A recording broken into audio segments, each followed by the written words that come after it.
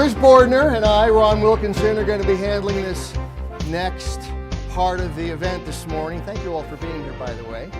I'm Ron Wilkinson with Nperspective. That's not me, but that is me. Thank you so much. Okay, I'm not big on slides, so you're not going to see a whole lot up there.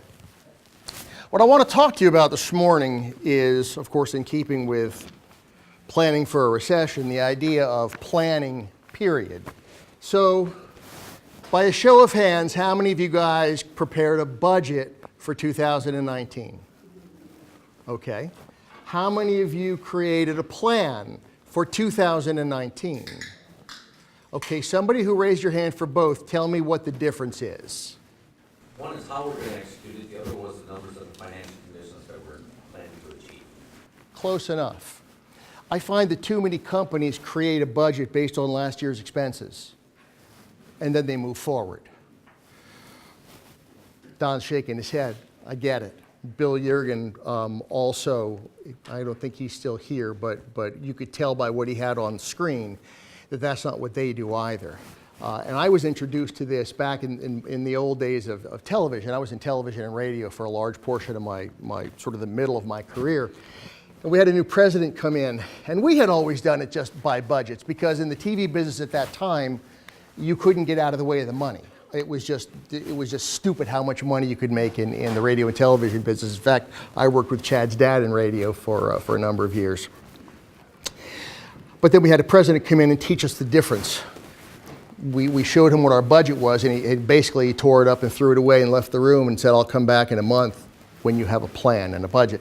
Planning is basically deciding what you're going to do next year. Not how much money you're going to spend or how much money you're going to make, but what's your goal for the year? What's the difference? And by the way, what's the difference between goals and objectives and strategies and all that? Well, I'm going to read you a definition because frankly, I never really understood either. So here's what Forbes says.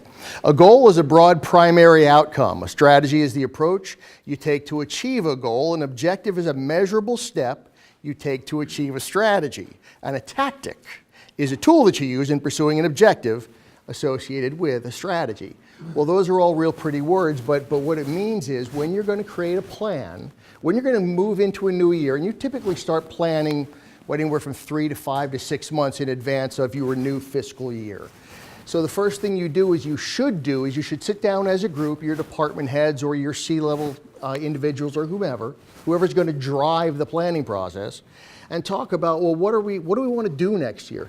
Typically for a larger company, the goal, that overarching target, has something to do with growing, whether it's in size financially or in size physically or hopefully both. They always want to make more money.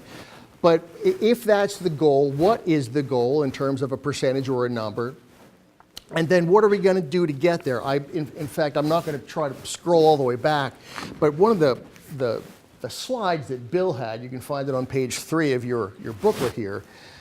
At the top, it says the 2020 target, $500 million in revenue. Well, that's the goal. And then just underneath that, he has 2 boxes, targeted acquisitions and optimized CC entities.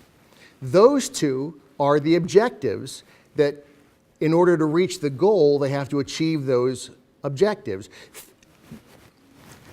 I skipped a step. Let me insert something that's really semantics. They had to develop a strategy to get to that goal, and the strategy was to use these 2 objectives. And then from there down, under targeted acquisitions, there were items, and under optimized CCI, there were items. But the whole idea was they sat down and they thought about this. They built this as the framework for what their plan was going to be. I'm certain that there were many days and weeks of thought and writing and creation and argument and whatever that it took to get to something that looks so simple as this. Once this was done, then those department heads or C-suite individuals sat down and started to talk about, well, what are the numbers that are going to get us there? And that's when the financial piece of the budget is born. But without an overall growth plan, or I'm sorry, without that strategy of a goal and then objectives, I would submit to you that simply doing a financial budget is almost useless, no matter what your business is. So please keep that in mind. And so to that end,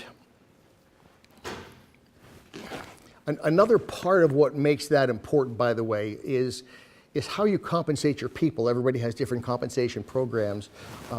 Again, to hear Don and Bill talk, both of them seem to be building a lot of their comp plans based on people doing the things necessary to get the company to its goal in any given year. One year, a portion of your package may be based on a bottom line. Next year, it may be based on a growth or an acquisition or whatever, because every year you have different things that are important to you. And so the only way to incentivize your people that makes any sense is to have everybody buy in to and get compensated for achieving those goals.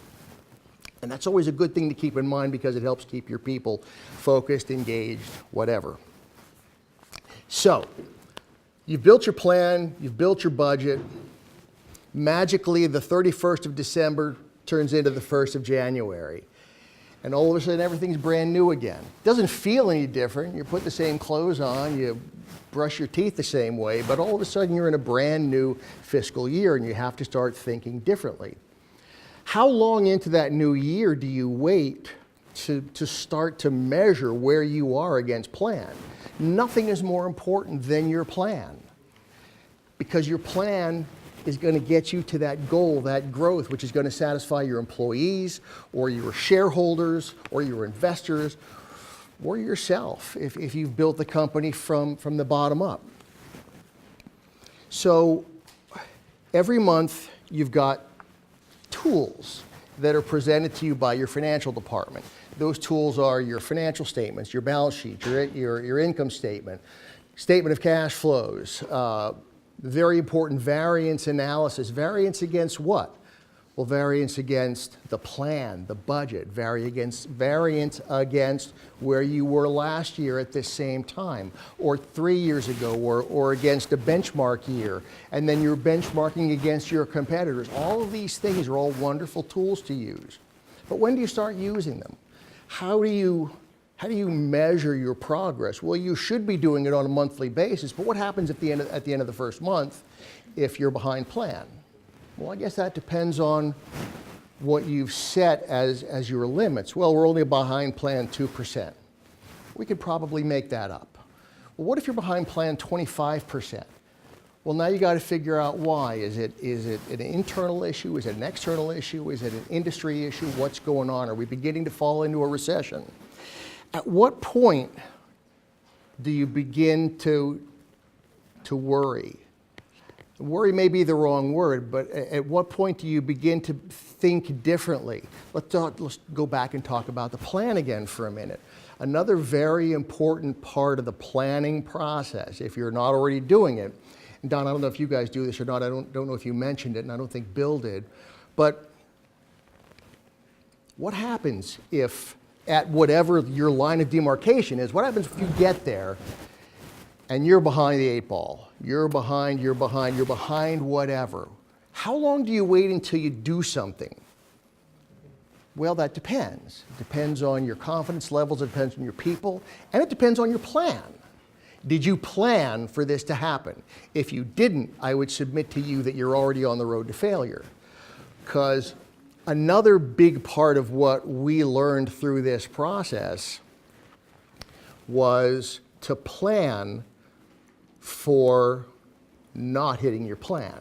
So if you get to that line, end of the first month, end of the first quarter, and all along the way, what happens if we get here and we're this far behind plan? Well, we could run around and fret and worry, or we could simply open up the plan book. Okay, well, it says here that what we decided back in October was if we got to this point and we were behind this is what we're going to do. So you simply do it. You begin to execute plan B, as they say. What does plan B entail? Well, I don't know. Maybe it entails cutting expenses, simple expenses, if you're not too far behind. Maybe it entails letting some people go who may not be mission critical. Maybe it entails shutting down a division, or going to the bank, or starting to pull cash in from places where you didn't really want to have to pull it in from. But you don't do that hopefully you don't do that on a whim. You do it because the plan said so. And you do that all year long. And if you do that, you still may end up having a bad year, but at least you will have known along the way what to do as things occurred. And that's so very, very important. And that's all a part of how we deal with both good years and bad years. Because if you're way ahead of plan, what do you do? Well, once again, you could leave that to chance, and it's a hell of a lot easier and more fun to deal with, well, gee, we have a few extra $1 million. What are we going to do with it?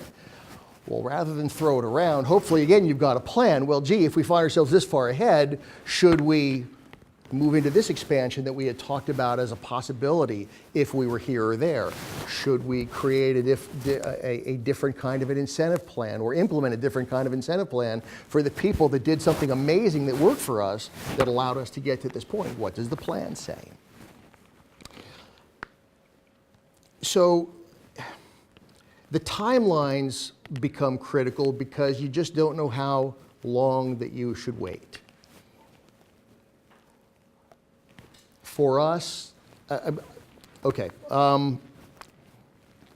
After we talk about the plan, I'm going to go into a small amount of a case study that's near and dear to my heart. It has to do with when I was in the TV industry, and I think I'm going to end up blending these two together. So bear with me. It seems to flow a little better. When I worked in television and radio for a good portion of my career, I mentioned that already. And so in TV, one year in particular, we were having a really tough year. And we waited too long. We waited too long to affect anything. And we ended up having a very disastrous year. Corporate wasn't happy. We weren't happy. Bonuses weren't happy. And so the following year, we began to implement this, and it made it so much easier because we got to, in radio and television, as in every industry, you have ups and downs. And at the time, because TV was beginning the consolidation period, revenues were tougher to come by and so forth, and so we were beginning to see the demise, at least at the time, of the industry. So the following year, we waited we only waited 3 months the following year, and then we began to implement these changes, the cuts, and actually implementing new ways of creating revenue, alternative or non-traditional revenue streams. In radio and TV, what do you have to sell? Air. Air is all you have. Back then, at least. Now, mind you, today, in radio and television, they have fully embraced the world of the internet, and so there's a lot of other ways of creating what they consider non-traditional revenue. But back at the time, all we had to sell was air, and so we began to get creative and sell other kinds of things and work harder on those things when the traditional air was not selling well and so forth. But by letting some people go, by doing some salary reductions and some other things, we ended up at the end of that year, having learned the lesson from the previous year, a lot better off. We still didn't make plan, but we were a much more healthy organization, more robust than we had been. We learned how to be a little bit leaner, and we ended up being a lot stronger for it. So the idea of the plan is such that you never find yourself in a position where you don't know what to do. And I can't stress that enough. If you don't do it, do it. I'm working with a client right now, in fact, with Nperspective, who I work with, and they've never done a budget before. And so even though this is already February, they still don't have their budget done from the previous year, which is not unusual either. I'm sure you guys have gone through that.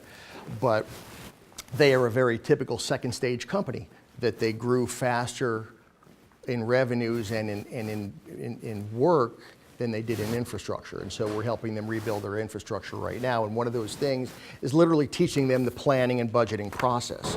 And so we're going through that, and it's kind of cool to see the lights go on over their heads. But if you don't do this, try it. And if you do it, good for you. It's an important way of insulating yourself against the lean times, because we see them coming. And when you see the lean times beginning to come, you start to plan more strategically that way. So you're never surprised.